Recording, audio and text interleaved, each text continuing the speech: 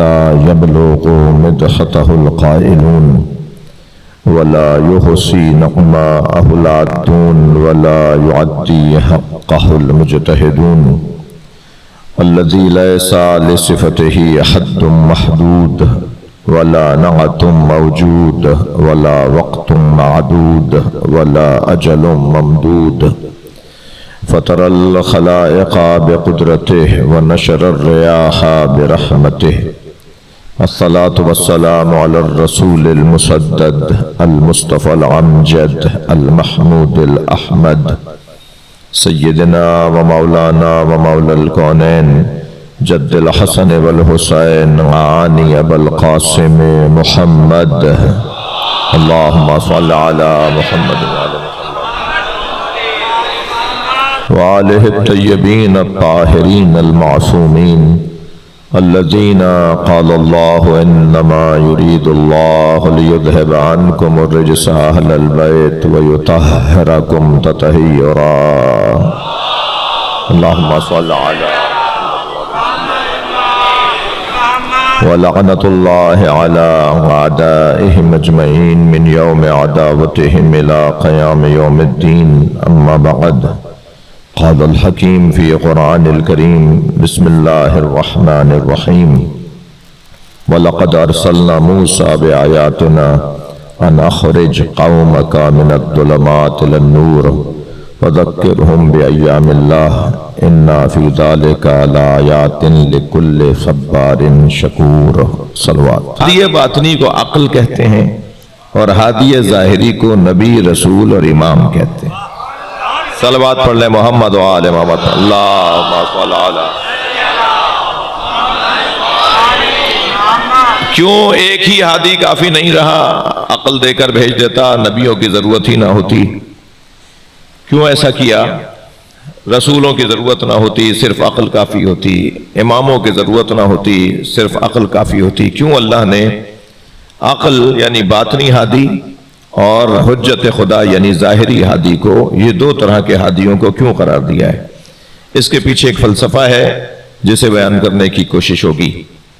پہلی بات تو یہ کہ یہ جو ہمارے اندر اللہ نے صلاحیت رکھی ہے نا، یعنی ہمیں جس چیز سے ممتاز بنایا ہے، جو چیز ہماری فضیلت کا ذریعہ ہے، جو چیز ہماری اولویت کا ذریعہ ہے۔ جانوروں کے اندر صرف شہوت ہے، فرشتوں کے ہاں صرف اور صرف عبادت اور رغبت اللہ ہے۔ انسان ہے کہ جس کے اندر رغبت بھی ہے اور شہوت بھی ہے۔ وہ جو شہوت ہے، وہ جو طلب ہے، وہ جو پیاس ہے، وہ جو خواہشات ہیں، وہ جو ہے وہ بدن کے مطالبات ہیں، وہ پانی کی صورت میں ہو، وہ غذا کی صورت میں ہو، وہ جنسی تلذذ کی صورت میں ہو، وہ کسی بھی عنوان سے ہو۔ یہ جو شہوت صرف مخصوص جنسی تلذذ ہی نہیں ہے، معاف کیجئے گا، بلکہ پیاس اور پینے کا جو شوق ہے نا، یہ بھی ایک شہوت ہے۔ اور یہ جو کھانے کا شوق ہے نا، یہ بھی ایک شہوت ہے۔ حتیٰ اگر آپ اجازت دیں تو میں یہ کہوں کہ یہ جو علمی بڑبڑاہٹ ہے نا، صلوات پڑھیں ذرا محمد و آل محمد۔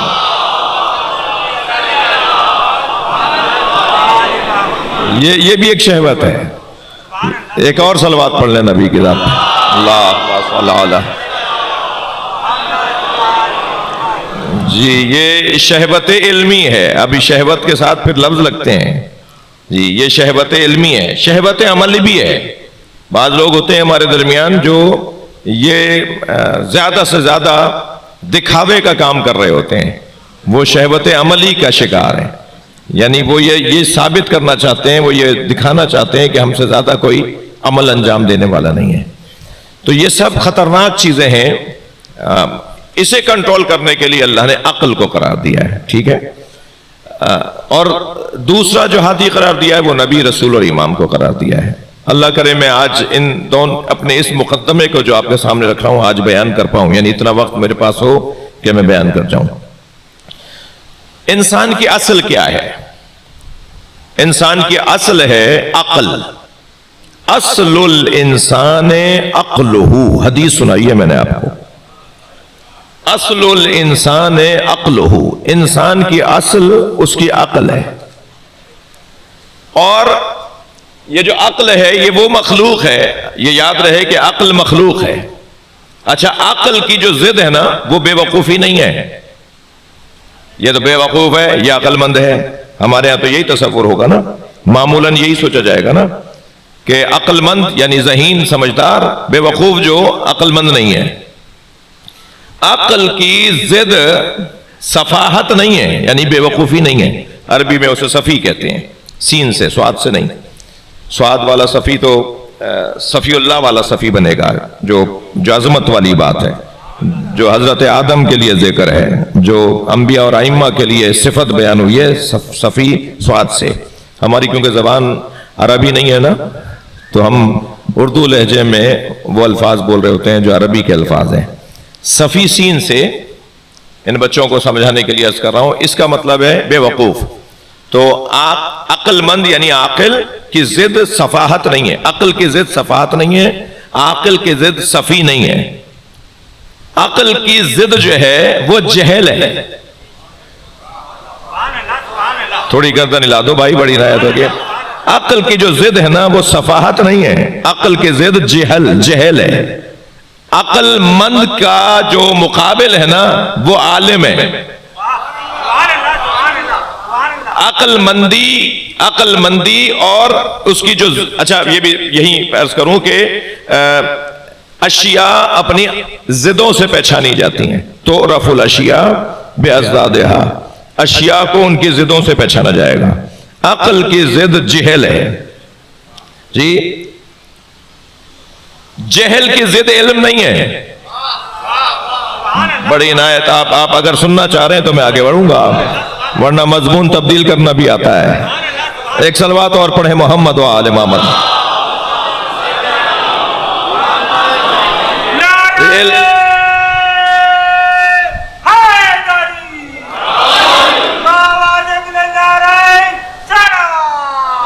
اللہم صلی علی محمد۔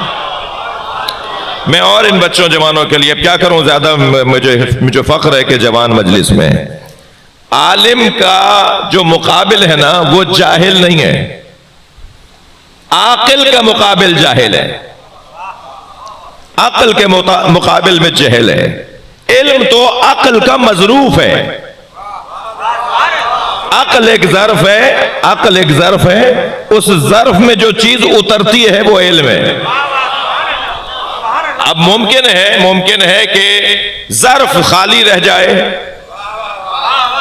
جب ظرف خالی رہ جائے گا تو اس کا خالی رہنا ہی جہالت ہے۔ اس لیے کیا کیا جائے کہ یہ ظرف عقل، یعنی عقل جو ظرف ہے، ہمارے وجود میں اللہ نے ایک ظرف رکھا ہے، یہ جو ظرف ہے جہاں پر علم قرار دیا جاتا ہے، توجہ چاہوں گا، جہاں پر بھائی ایک نتیجہ ذہن میں آ رہا ہے، اللہ کرے میں بات پہنچا سکوں، یعنی ایک نتیجے تک آیا ہوں، ہماری عقل میں جو ظرف، ہماری عقل میں جو مظروف قرار دیا جائے گا، ہمارے اس ظرف میں جو مظروف قرار دیا جائے گا، یعنی عقل میں جو مظروف قرار دیا جائے گا وہ ہے علم۔ اللہ اپنا علم کہاں رکھتا ہے؟ ہمارا علم تو ہماری عقل میں ہے نا، اللہ اپنا علم کہاں رکھتا ہے؟ اللہ اکبر، قربان جائیں جس دروازے پر بیٹھے ہیں، اس گھر کی عظمتوں پر قربان جائیں۔ میرے معصوم امام فرماتے ہیں نحنو عیبۃ علم اللہ، ہم اللہ کا علم رکھنے کی جگہ ہیں۔ صلوات پڑھ لیں محمد و آل محمد۔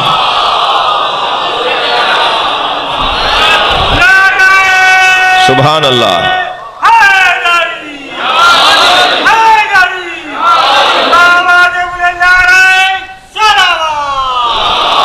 اللہم صلی علی، زیارت میں پڑھیے جا کر، ائمہ کے زیارت ناموں میں خاص طور پر زیارت جامعہ میں یہ جملہ ہے، زیارت جامعہ امام علی نقی کی زیارت ہے، یعنی ہمارے اللہ اکبر 10ویں امام نے ائمہ کو سلام کیا ہے، 10ویں امام نے تمام اہل بیت کو سلام کیا ہے، اس میں یہ مولانا علی نقی نے فرمایا ہے کہ السلام علیکم یا عیبۃ علم اللہ، اللہ کا علم رکھنے کی جگہ، جہاں اللہ اپنا علم رکھے وہ وجود اہل بیت کا وجود۔ اگر آمادہ ہے تو ایک منزل یہیں اور آگے آ جاؤں۔ علم رکھنے کی جگہ اہل بیت، اللہ کا علم رکھنے کی جگہ اہل بیت۔ عربی میں ایبا کہتے ہیں جس میں قیمتی چیز رکھی جاتی ہوں، جسے آپ مثال کے طور پر صندوقچہ کہیے، تجوری کہیے، جی کسی ایسی جگہ جہاں پر بہت قیمتی چیز رکھی جائے اسے ایبا کہتے ہیں۔ این بے یہ ہے بے تے، این بے یہ تے، ایبا، ایبتن، ایبا۔ اللہ اپنا علم جہاں رکھتا ہے وہ یہ گھرانہ ہے، اور یاد رہے کہ اللہ کا علم اور اس کی ذات علیحدہ نہیں ہے۔ علم اس کا عین ذات ہے، اللہ کا علم اس کی صفت ہے جو اس کی عین ذات ہے، یعنی اللہ عالم ہے، اللہ حی ہے، اللہ قادر ہے، تو اس کی قدرت اور اللہ دو چیزیں نہیں ہیں۔ ہماری قدرت اور ہم دو چیزیں ہیں۔ ہم تو ایسے قدرت رکھنے والے تھے کہ کوئی ہماری ناک پہ سے مکھی جھلے تو مکھی اڑے، ہم ایسے قادر تھے۔ ہم بعد میں قدرت مند بنتے ہیں، ہم پیدائشی قادر نہیں ہوتے، ہم پیدائشی عالم نہیں ہوتے۔ ہماری حیات ہماری کہاں ہے؟ ہمیں تو حیات طفیل میں ملی ہے۔ اسباب بنیں گے تو ہم پیدا ہوں گے۔ صلوات پڑھیں محمد و آل محمد۔ بھائی بہت بڑا مجمع ہے، بلند صلوات ہدیہ کریں نبی کی طرف۔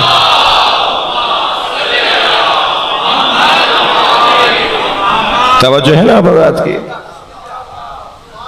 تو یہ جو اللہ کا علم رکھنے کی جگہ وہ اہل بیت، ہماری عقل میں جو مظروف آئے گا وہ ہمارا علم ہے۔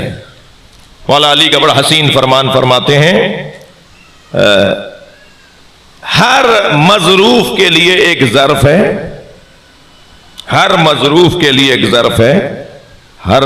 ہر برتن میں تو آپ ہر چیز نہیں ڈالتے، یہی تو فرما رہے ہیں مولا علی۔ ہر مظروف کے لیے ایک ظرف ہے، اور ہر ظرف مظروف کے بڑھنے سے پر ہو جاتا ہے، الا عقل جو علم کے بڑھنے سے پر نہیں ہوتا۔ جتنا اس میں علم بڑھاتے چلے جائیں وہ ظرف بڑا ہوتا چلا جاتا ہے۔ کیا تعبیرات ہیں، کیا سمجھایا ہے، اور سمجھانے کا حق بھی انہی کا ہے کہ جو یہ ہمیں سمجھا رہے ہیں۔ تو ہماری عقل جو ہے وہ ہماری اصل ہے، انسان کی عقل اس کی اصل ہے، انسان کی اصل اس کی عقل ہے۔ ایام کیونکہ امام زین العابدین علیہ السلام کے ہیں،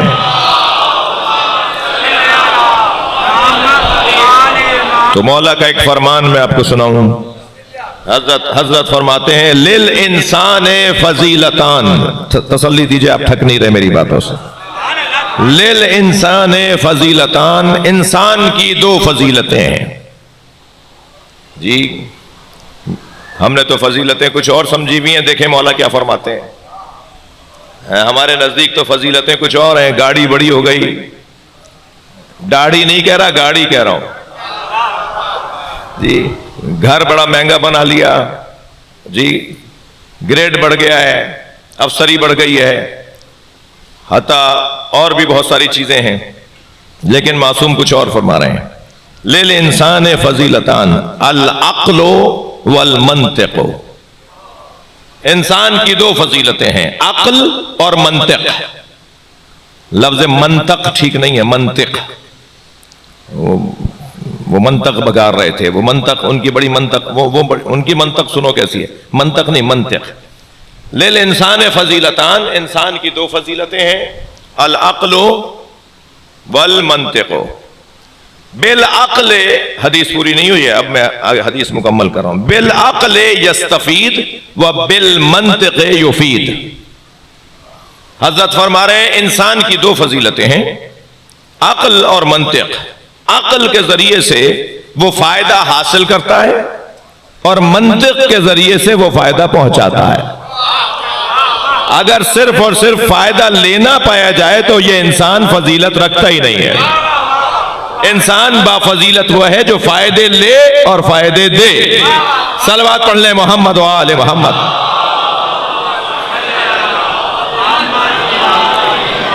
اب وہ جو فائدہ لینے والی صلاحیت ہے وہ ہے عقل۔ عقل کا کام ہے فائدہ تھوڑا بولیے، بات کیجئے تھوڑی دیر. عقل کا کام ہے فائدہ حاصل کرنا. بالعقل یستفید وبالمنطق یفید، اور منطق کے ذریعے سے وہ فائدہ پہنچاتا ہو. منطق کسے کہتے ہیں؟ نطق. اللہم اشہد علی ہؤلاء القوم. حضرت علی اکبر کو روانہ کرتے وقت حضرت امام حسین نے اللہ کی بارگاہ میں مناجات پڑھی. یا اللہ اب تو گواہ بن جا، فقد برز الیہم غلام، اب میں ان کی جانب اس جوان کو بھیج رہا ہوں جی، من تشبہ برسولک، جو تیرے رسول سے سب سے زیادہ شباہت رکھتا ہے. کس چیز میں؟ اللہ اکبر. خلقاً، یعنی بالکل شکل میرے علی اکبر کی نبی جیسی شکل ہے. خلق، ان کی تخلیق، ہاتھ پیر، شمائل، وجود مبارک، بدن مبارک. خلقاً و خلقاً، اخلاق. انک لعلی خلق عظیم. میں یہ جو آیت ہے نا، اس کو میں ابھی قرآن آپ مجلس کے بعد دیکھ لیجئے گا. انک لعلی خلق عظیم ہے، خلق عظیم نہیں ہے. خلق عظیم اگر آپ پڑھیں گے، جو نہیں پڑھا جائے گا کیونکہ ہے ہی نہیں. لفظ خلق جو ہے وہ اخلاق کے خاندان کا لفظ ہے، لیکن خلق وہ تخلیق کے خاندان کا لفظ ہے. ایک صلوات اور پڑھ لیں محمد والے.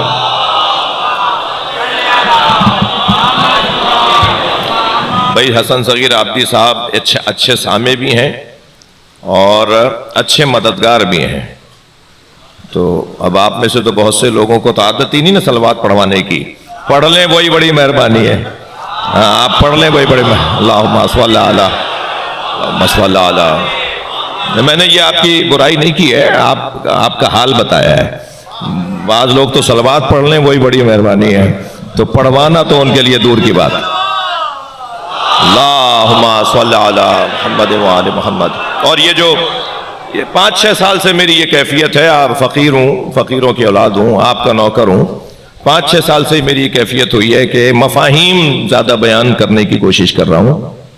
قرآن کی تفسیر، ائمہ کے فرامین کی تشریح، ورنہ تو جو ہے وہ اور مضامین بھی ہیں پڑھنے کے لیے. اور الحمدللہ میں 1 گھنٹے تک جنگ احد پڑھ سکتا ہوں آپ کے سامنے. ہاں پڑھ سکتا ہوں اور پڑھتا بھی ہوں، وہ بھی منظر ہیں. اور جنگ بدر سناؤں گا تو پھر یزید تک بات پہنچے گی. اور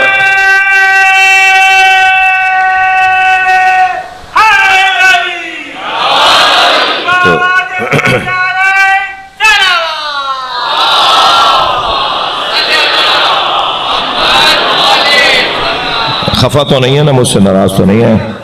میں اگر کوئی بات بری لگی ہو تو ایک صلوات کی صورت میں معاف کر دیں.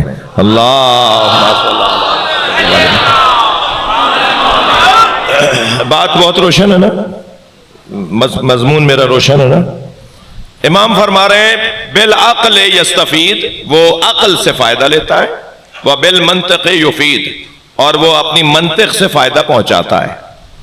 حضرت علی اکبر کی صفات کیا ہیں؟ نبی کے مشابہ کن چیزوں میں ہیں؟ خلقاً، خلقاً و منطقا.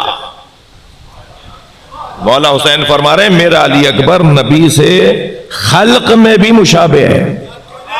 یعنی آپ کی جیسی آنکھیں تھیں ایسی علی اکبر کی آنکھیں، آپ کے جیسے لب تھے ایسے علی اکبر کے لب ہیں جی، جیسے آپ کی ناک تھی ایسے ہی علی اکبر کی ناک ہے. اب یہ تو مولا علی بتائیں گے نا کہ نبی کے بدن کے معجزے کیا تھے. وہ جو نبی کے بدن کے معجزے تھے نا، وہ علی اکبر علیہ السلام میں پائے جاتے ہیں. یعنی مولا علی سے پوچھا جا رہا ہے یا علی صف لنا نبینا کاننا نرا، یا علی بتائیے ہمارے نبی کیسے تھے، اور یا علی ایسے بتائیے گویا ہم اپنی آنکھوں سے نبی کو دیکھ رہے ہیں. تو میرے مولا علی نے طویل خطبہ ارشاد فرمایا جو صرف اور صرف نبی کے شمائل کو بیان فرمایا. نبی مکرم کے منہ سر سے معجزوں کو بیان کرنا شروع کیا اور ناخن پا تک معجزوں کو بیان کیا. مولا علی نے بدن مبارک نبی کا کیسا تھا، پوچھنے والے نے بھی یہی پوچھا تھا بتائیے کہ نبی کا بدن مبارک کیسا تھا. بتائیے کیسے چلتے تھے، بتائیے کیسے بولتے تھے، بتائیے آپ دیکھتے کیسے تھے، بتائیے اٹھتے وقت آپ کیسے اٹھتے تھے، بیٹھتے وقت کیسے بیٹھتے تھے، بتائیے آپ کا وجود مبارک کیسا تھا۔ مولا علی نے ایک طویل خطبہ فی البدی، ایسا لگ رہا تھا جیسے کسی نے علی سے ان کے دل کی بات کر دی۔ تم مجھ سے نبی تو پوچھو، تم مجھ سے نبی تو پوچھو، میں تمہیں بتاؤں کہ نبی کیسے تھے۔ تو نبی مکرم کے فضائل پڑھ رہے ہیں، بیان فرما رہے ہیں، لِكُلِّ عُضْوٍ عَلَى مُعْجِزَةٍ، نبی کا ہر عضو ایک معجزہ رکھتا تھا، ہر عضو کو اللہ نے ایک معجزہ دیا تھا۔ سرکار دو جہاں کے عضو کے معجزے تھے جو نبیوں کی نبوت کے معجزے تھے، جو نبیوں کی نبوت کے معجزے تھے نا، وہ ہمارے نبی کی نبوت کے معجزے نہیں تھے۔ ہمارے نبی کی نبوت کا معجزہ نبی کے بالوں کے معجزے، نبی کے ناخنوں کے معجزے، نبی کا اندھیرے میں ایسے ہی دیکھنا جیسے لوگ روشنی میں دیکھتے ہیں، نبی کا آنکھیں بند کر کے ایسے ہی دیکھنا جیسے لوگ آنکھیں کھول کے دیکھتے ہیں۔ یہ معجزے مولا علی بیان فرما رہے ہیں، اور پھر فرماتے ہیں کہ میرے نبی کا ایک معجزہ یہ تھا کہ جب آپ چلتے تھے تو آپ کا سایہ نہیں بنتا تھا، نبی کا سایہ ہی نہیں تھا، سرکار دو جہاں کا سایہ نہیں بنتا تھا، آپ کا سایہ نہیں تھا۔ اب یہ بولے گا بھی وہی نا جو خود نبی کا سایہ تھا، وہی بتائے گا نا جی۔ میرے مولا نبی کے معجزات، اب خلق کیسا ہے سرکار دو جہاں کا، خلق مصطفیٰ کو اگر سمجھ لیا جائے تو خلق علی اکبر سمجھ میں آ جائے گا، یا حضرت علی اکبر کے خلق کو اگر سمجھنا ہے، یعنی تخلیق کو اگر سمجھنا ہے، آپ کا بدن کیسا تھا اگر یہ سمجھنا ہے تو نبی مکرم کا بدن کیسا تھا یہ دیکھنا ہوگا جی۔ فرماتے ہیں لم یشم رائحۃ الکریہہ، مولا علی فرما رہے ہیں، مولا نبی کے شمائل کو بیان کرتے ہوئے ناک کا معجزہ بیان فرما رہے ہیں آپ۔ مولا علی فرما رہے ہیں لم یشم، ناک کا کام کیا ہے؟ سونگنا ہے نا، سانس لینا ہے نا، سونگنا ہے، خوشبو بدبو آتی ہے نا۔ فرماتے ہیں لم یشم رائحۃ الکریہہ، نبی بدبو نہیں سونگتے تھے، سرکار دو جہاں بدبو نہیں سونگتے تھے جی۔ یہ اگر معاذ اللہ فرمایا ہوتا نا کہ آپ خوشبو بدبو نہیں سونگتے تھے تو یہ تو جو ہے وہ کچھ اور مسئلہ ہے۔ خوشبو اور بدبو نہ سونگنا، اس کے لیے علاج کروانا پڑے گا۔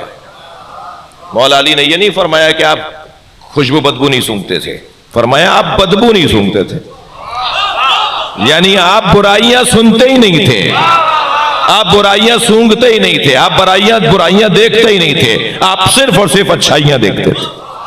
اگر امت سیرت مصطفیٰ پہ عمل کرتے ہوئے صرف یہ سیرت اپنا لے، 90% مسئلے حل ہو جائے۔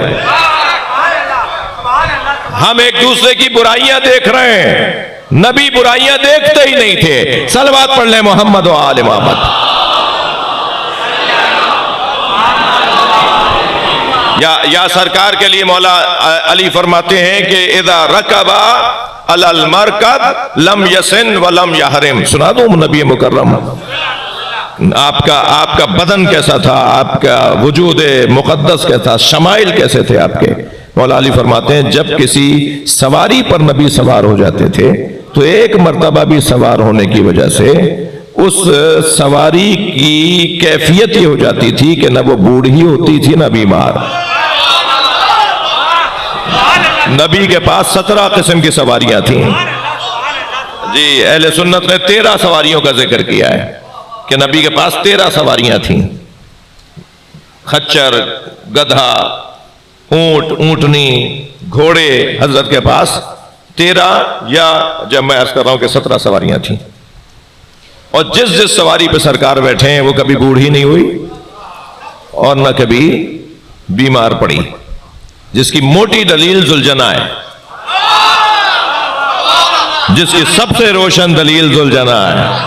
گھوڑا 30 سال میں مر جاتا ہے بھائی، 30 سال سے زیادہ گھوڑے کی عمر نہیں ہے، 25-22 سال میں اکثر مر جاتے ہیں، لیکن بہت اگر بوڑھا ہو کر بھی 40 سال میں مر جاتا ہے۔ یہ کربلا میں 50 سال بعد بھی جوان ہے۔ ہاں صلوات پڑھ لیں محمد و آل محمد۔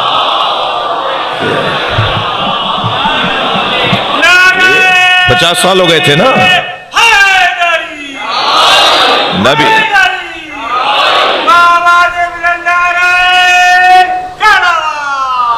اللہم صلی علی محمد وآل محمد۔ روشن ہے نا میری بات؟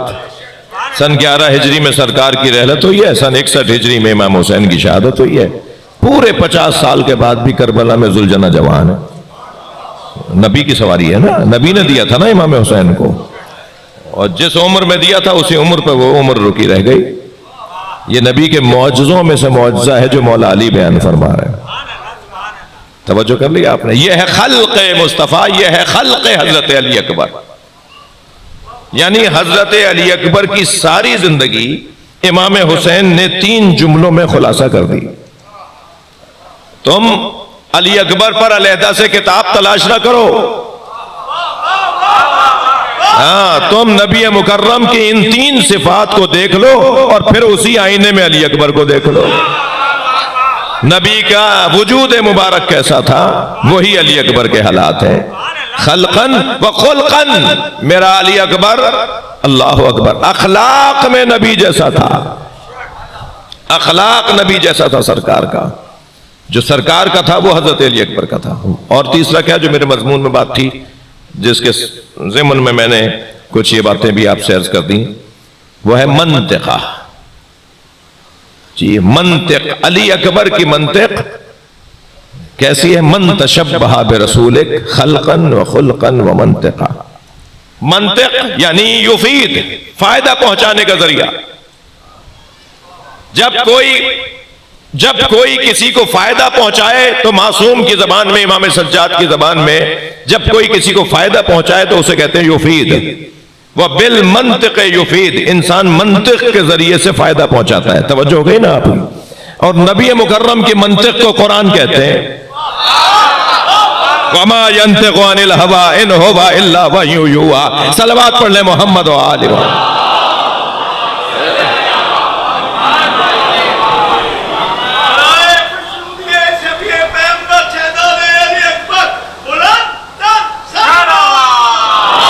اللہم صلی علی۔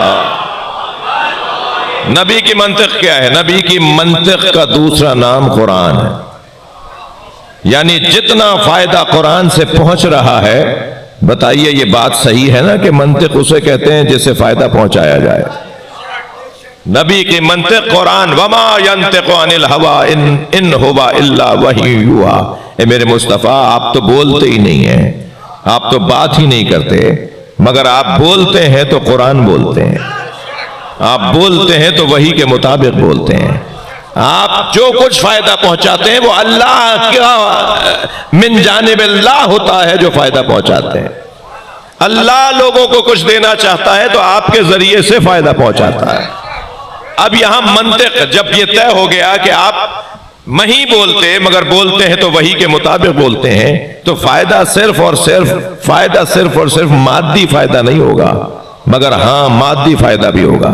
یعنی نبی کے ذریعے سے جو اللہ کا فائدہ پہنچتا ہے مخلوق الہی تک، وہ علم بھی ہے اور وہ غذائے مادی بھی ہے۔ ہم اس وقت اگر کھا رہے ہیں، سانس لے رہے ہیں، یہ ہوا چل رہی ہے، یہ ہوا میں لگ رہی ہے، یہ ہم نفس لے رہے ہیں، سانس لے رہے ہیں، یہ سب منطق ہے نبی مصطفیٰ کی۔ یہ سرکار دو جہاں کا فائدہ ہے جو ہمیں پہنچ رہا ہے۔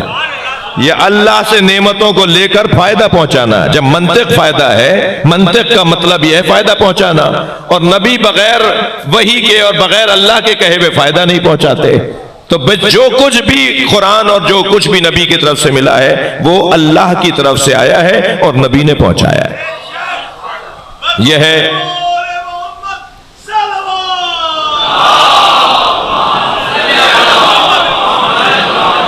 یہ ہے حضرت علی اکبر کی منطق، اور یہ ہے نبی مکرم کی منطق۔ وَبِالْمَنْطِقِ يُفِيدُ۔ ہمیشہ بولنا نہیں ہوتا، کبھی کبھی بولنا گونگا پن ہوتا ہے، یعنی بولنے والا گنگ پھیلا رہا ہوتا ہے، بولنے والا ابہام پھیلا رہا ہوتا ہے، بولنے والا زبان کو خراب کر رہا ہوتا ہے، بولنے والا مطلب کو بگاڑ رہا ہوتا ہے، کبھی کبھی بولنے کے ذریعے سے ماحول خراب ہوتا ہے۔ ہمیشہ بولنا ضروری نہیں ہے. کبھی فائدہ خاموش رہ کے بھی پہنچایا جاتا ہے. یعنی منطق کا مطلب بولنا نہیں ہے. منطق کا مطلب بولنا نہیں ہے. جو بیان ہے نا، لفظ بیان ہمیشہ زبان سے نہیں ہوتا. کبھی کبھی خود کردار بیان بن جاتا ہے، کبھی کبھی خاموش رہنا بیان بن جاتا ہے، کبھی کبھی دیکھنا بیان بن جاتا ہے، اور کبھی نہ دیکھنا بیان بن جاتا ہے. کبھی قریب بٹھانا بیان بن جاتا ہے، کبھی قریب سے اٹھانا بیان بن جاتا ہے. بیان یعنی جو بات واضح کر دے، بیان جو بات روشن ہو جائے. بیان کی ضد ہے ابہام. جانور کو بہیمہ اسی لیے کہتے ہیں کہ اس کی زندگی میں ابہام ہے. یہاں باندھ دیا تو یہیں بندھا رہا، یہاں سے کھول کے وہاں باندھ دیا تو وہاں بندھ گیا. جس کی زندگی میں کھانے پینے کے علاوہ کوئی اور مطلب ہی نہ ہو، جس کی زندگی میں کھانے پینے کے علاوہ کوئی اور مقصد ہی نہ ہو، وہ انسان نہیں ہے، جانور ہے. اب اگر کوئی انسان بھی اسی طرح سے زندگی گزار رہا ہو تو پھر اسے انسان کیسے کہا جائے؟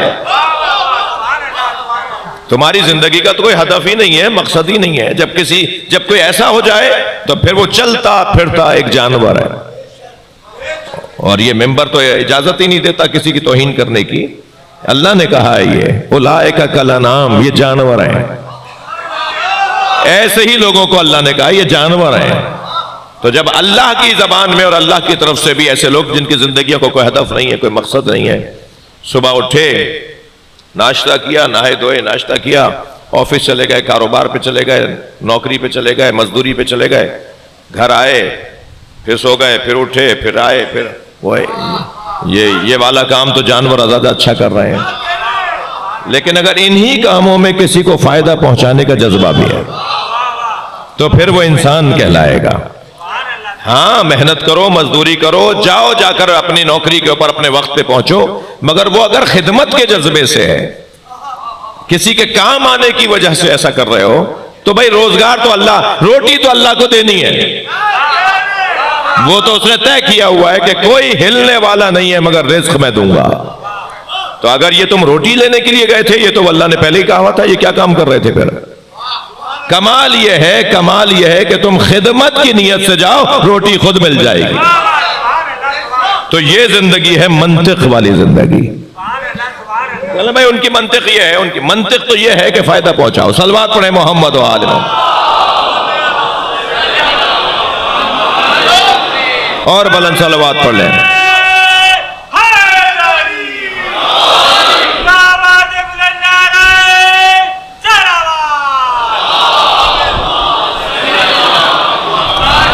ہاں اس بات کا اکثر انکار نہیں کیا جا سکتا کہ بولنا بھی منطق ہے. یہ زبان سے بات کرنا بھی منطق ہے. یہ پورا ایک علم ہے، بولنے کا علم. مدرسے کے طالب علم فاضل تشریف فرمائے، بولنے کا جو علم ہے نا، کیسے بولا جائے گا، یہ خود ایک علم ہے. جی مدرسے میں خاص طور پر مدرسوں کے اندر بھی ہے، اگرچہ یہ دینی علم نہیں ہے، یعنی یہ قرآن اور تفسیر نہیں ہے، یہ حدیث نہیں ہے، یہ ایک علم ہے جو یونیورسٹیز میں پڑھایا جاتا ہے، جو اور جگہوں پر پڑھایا جاتا ہے. اسے مجھے نہیں معلوم انگریزی میں کیا کہتے ہیں، لیکن منطق ایک علم ہے، بولنے کا جو فن ہے، بات کرنے کا، مفہوم سمجھانے کا، اپنا ما فی الضمیر منتقل کرنے کا جو علم ہے وہ منطق ہے. بولنا بھی منطق ہے، یہ بات اس کا انکار نہیں ہو سکتا میں. یہ بولنا بھی منطق ہے، مگر یہ جو بولنا ہے نا، یہ بھی اگر عقل کے بغیر ہو، یعنی اس کے پس منظر میں بھی عقل نہ ہو، تو انتہائی خطرناک ہے. انسان ایسے لوگوں سے تو ہاتھ جوڑ کے کہیں کہ بھائی خاموش رہو تو بہتر ہے. اس لیے کہ مولا علی فرماتے ہیں کہ اگر جاہلوں نے بولنا بند کر دیا ہوتا تو فساد ہی نہ ہوتا.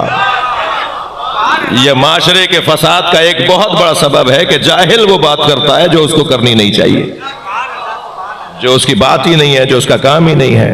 جی اب یہ منطق یعنی بولنا، یہ جو بولنا ہے نا، مجھے عارف بھائی ایک حدیث یاد آ گئی، اور اتفاق سے حدیث بھی امام زین العابدین علیہ السلام کی حدیث. اللہم صلی علی.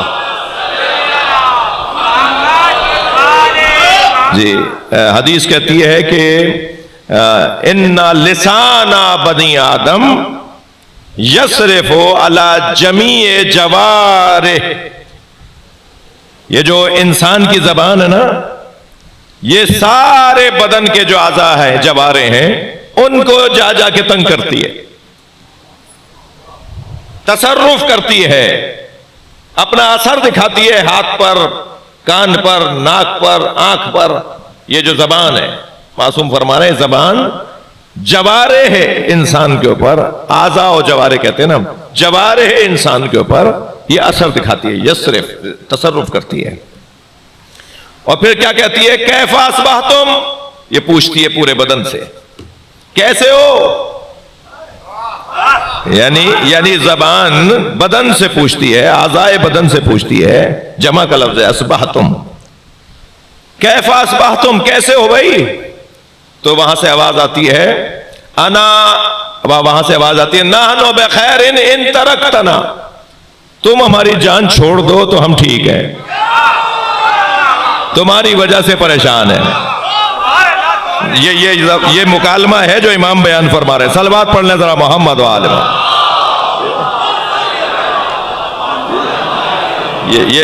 یہ اعضاء بدن کا مکالمہ ہے۔ وہ کہتے ہیں تم اگر ہماری جان بخش دو، تم سے اگر نجات مل جائے تو ہم ٹھیک ہیں، ہم ٹھیک رہیں گے، تمہاری وجہ سے پریشان رہتے ہیں۔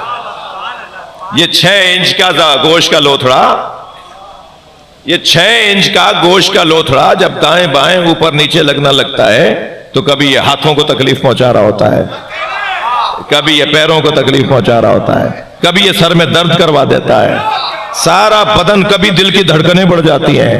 بھائی اسی زبان کی وجہ سے لوگوں کا دل بند ہو جاتا ہے، اسی زبان کی وجہ سے شریانیں پھٹ جاتی ہیں۔ ہاتھ سے متعلق 10 گناہان کبیرہ لکھیں، سن لیجئے تھوڑی سی کڑوی بات۔ ہاتھ سے 10 گناہان کبیرہ ہو سکتے ہیں، پیر سے 5 گناہان کبیرہ روایات اور احادیث میں آئے جو ہو سکتے ہیں، کان سے 4 یا 5 گناہان کبیرہ ہیں جو ہو سکتے ہیں، آنکھوں سے 4 یا 5 گناہان کبیرہ ہیں جو ہو سکتے ہیں۔ توجہ کر لیا آپ نے؟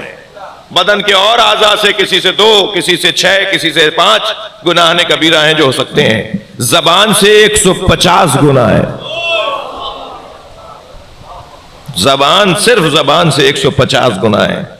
سب سے زیادہ جو گناہ کا ذریعہ ہے نا وہ زبان ہے، لہذا اس کا استعمال کہاں کیا بولنا ہے، کہاں بولنا ہے، یہ بہت بڑا ہنر ہے۔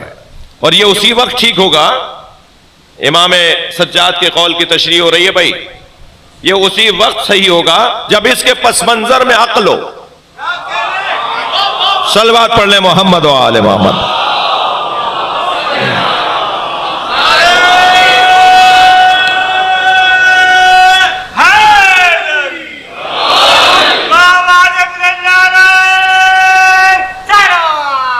اللہم صلی علی،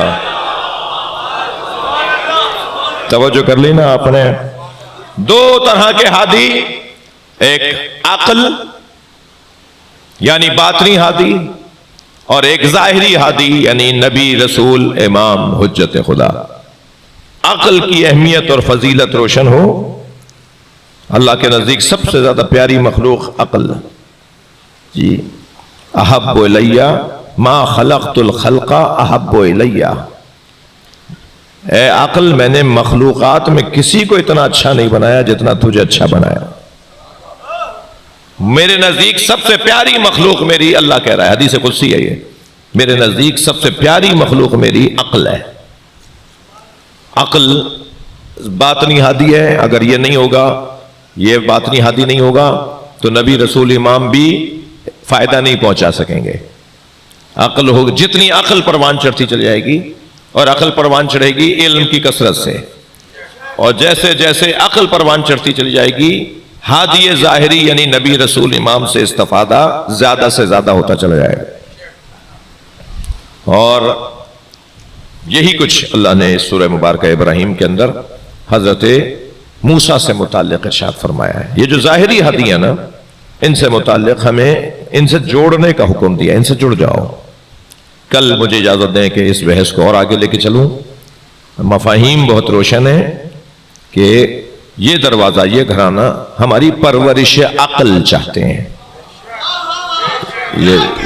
یہ جو مجلس ہے نا، یہ جو عزاداری ہے، یہ جو کربلا ہے، یہ پرورش عقل کا کام کر رہا ہے. جیسے جیسے عقل پروان چڑھتی چلی جائے گی، ایسے ایسے انسان کا قد اونچا ہوتا چلا جائے گا. اور الحمدللہ اللہ کا شکر ادا کریں میرے محترم سننے والے ہم سب، کہ مسلمانوں میں اور حتیٰ ہم غیر مسلموں میں بھی پوری عالمی سطح پر ہم جنہیں لوگ کہتے ہیں کہ ہو کتنے، ہمیں لوگ کہتے ہیں نا ہو کتنے، یہ جو ہم ہیں کتنے نا، یہ ہم عالمی سطح پہ خدمات فراہم کر سکتے ہیں اور کارنامے دکھا سکتے ہیں. اس کی وجہ یہ ہے کہ ہم اس گھر سے جڑے ہوئے ہیں جہاں عقل آئی نہیں ہے، وہ خود عقل ہے. جی نبی مکرم کو بھی اللہ نے کہا سب سے پہلے میں نے تمہیں بنایا ہے، اور عقل کو بھی اللہ نے کہا سب سے پہلے میں نے عقل کو بنایا ہے. تو عقل پہلے بنی ہے یا نبی کی ذات پہلے بنی ہے؟ تو یہ دو چیزیں کہاں ہیں؟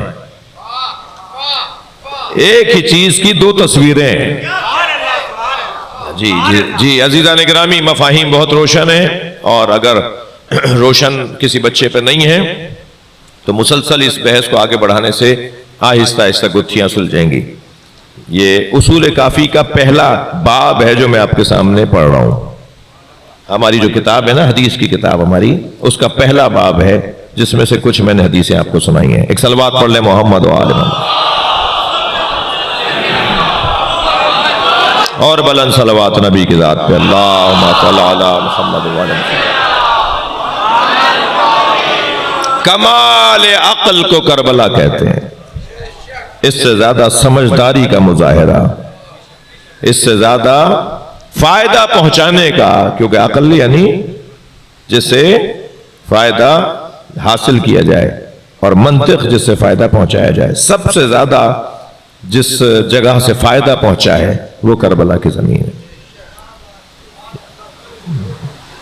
امام حسین انبیاء کرام کی طرح، بعض اور اولیاء الہی کی طرح 156 سال کی عمر میں رحلت فرما جاتے، چلے جاتے نا. تقاضا جب سرکار نہیں رہے، نانا نہیں رہے، جو ساری فضیلتوں کا مرکز اور منبع اور مصدر ہے، جب سرکار نہیں رہے، جسے شاعر میر انیس کہتے ہیں کہ جب احمد مرسل نہ رہے کون رہے گا.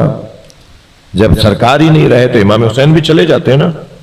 لیکن کیا کیا ہے امام حسین نے کہ آج تک گئے نہیں، آج تک گئے نہیں امام حسین.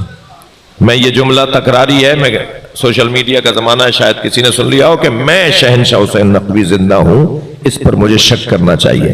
حسین زندہ ہے، اس پہ یقین ہونا چاہیے. امام حسین سے زیادہ کون زندہ ہے بھائی؟ صلوات پڑھ لیں امام کی ذات پر.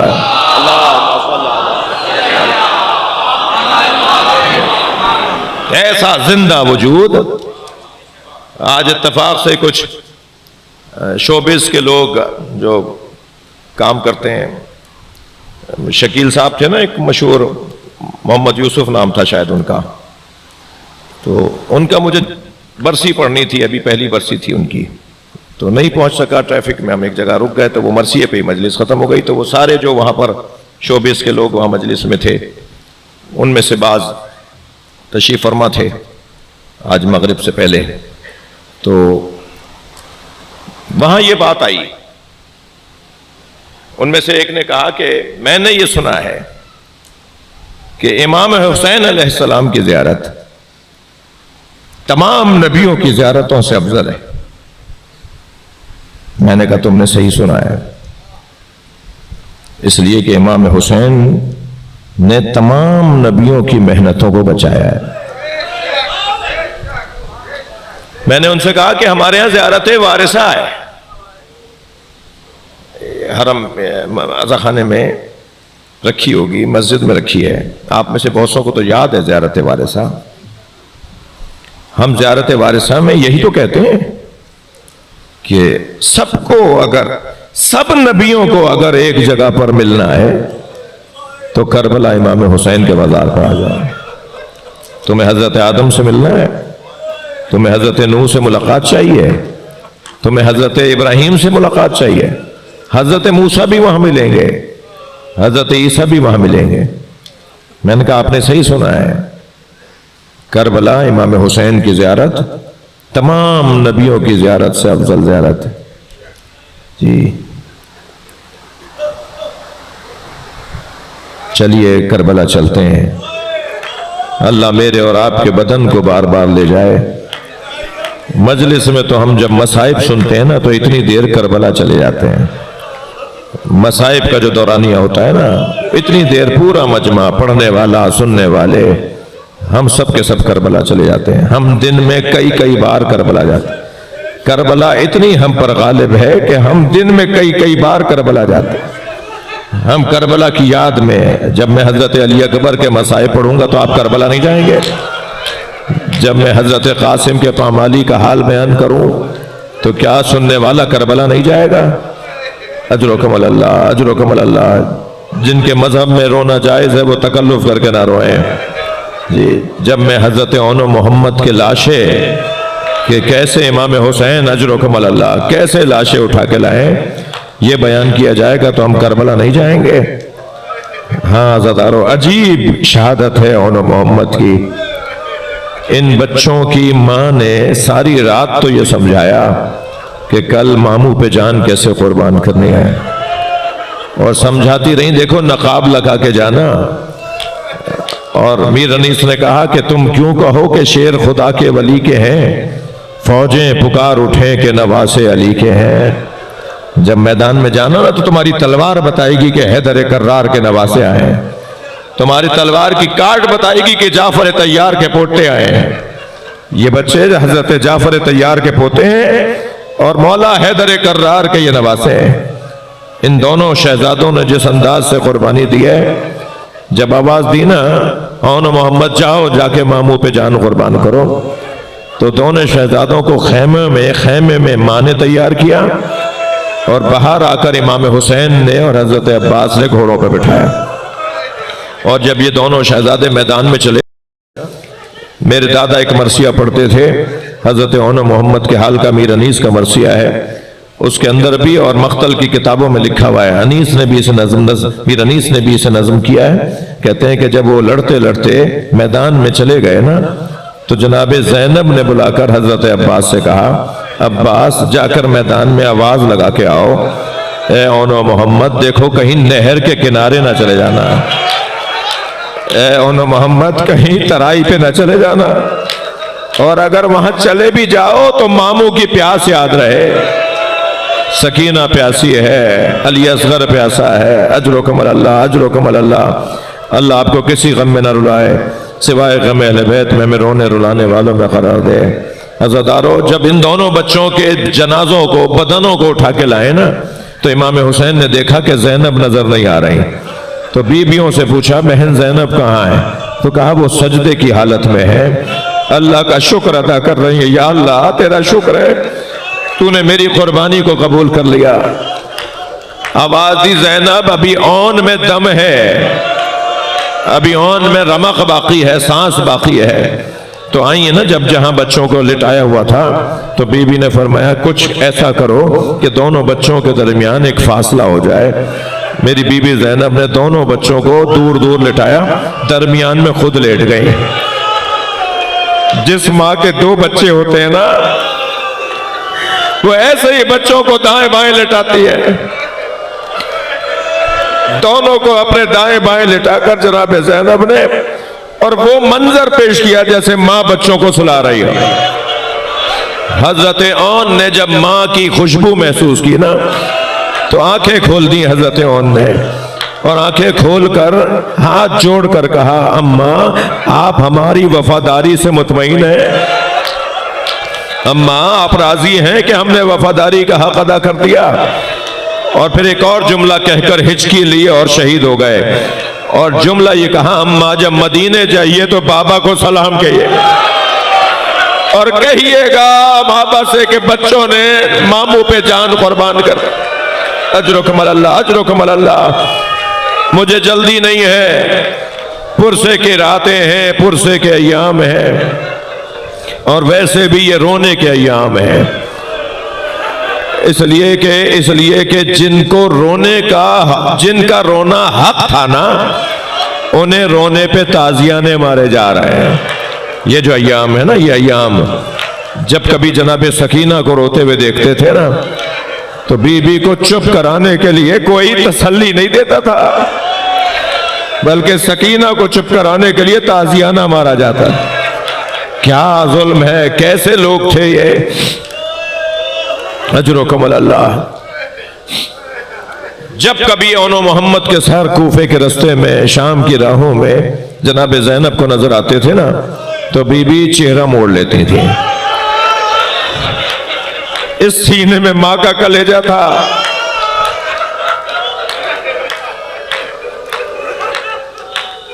اس لیے منہ موڑ لیتی تھی کہ اگر میری آنکھوں میں آنسو بھابی ام لیلہ نے دیکھ لیے، بھابی رباب نے دیکھ لیے، تو بھائی تو مجھے ان کے حوالے کر کے گئے، میرے حوالے انہیں کر کے گئے، اور کہہ کے گئے کہ ان کا خیال رکھنا، اگر مجھے روتا ہوا دیکھیں گی تو ان کا کیا حال ہوگا۔ مگر میں رونے والوں سے، مجلس میں خواتین بھی آئی ہوئی ہیں، بچوں کی مائیں بھی آئی ہوئی ہیں، میں ایک سوال کروں نا کہ سارے رستے تو انہوں محمد پہ نہیں روئیں، لیکن جب مدینے پہنچی اور اپنے گھر گئی، دو خالی بستر دیکھے تو جناب زینب سے رہا نہیں گیا، اور ایسے پھوٹ پھوٹ کے روئی ہیں، ایسے بلند آواز ذکریہ کیا ہے۔ اجرکم اللہ، اجرکم اللہ، اجرکم اللہ۔ اللہ آپ کو اس کا اجر عطا فرمائے۔ کتنا بڑا اہل بیت کا دشمن ہے مروان ابن حکم، بہت بڑا نام ہے اہل بیت کے دشمنوں میں، سفاکیت میں اور ظلم و زیادتی میں۔ مروان کا گزر ہوا محلہ بنی ہاشم سے، وہ کہتا ہے میں محلہ بنی ہاشم سے گزرا تو اہل بیت کے گھر سے بیویوں کے رونے کی ایسی آوازیں تھیں کہ میری اونٹنی بپھر گئی، میرا ناقہ بپھر گیا۔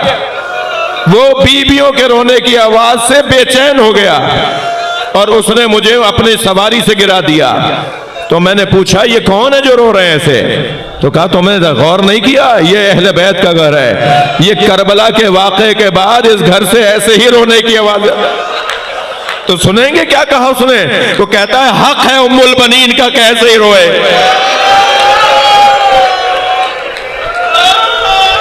جس کے عباس جیسا بچہ مار دیا گیا، حق ہے زینب کبریٰ پر کہ وہ ایسے ہی روئے، جس کے بھائی کو کربلا میں پیاسا مار دیا۔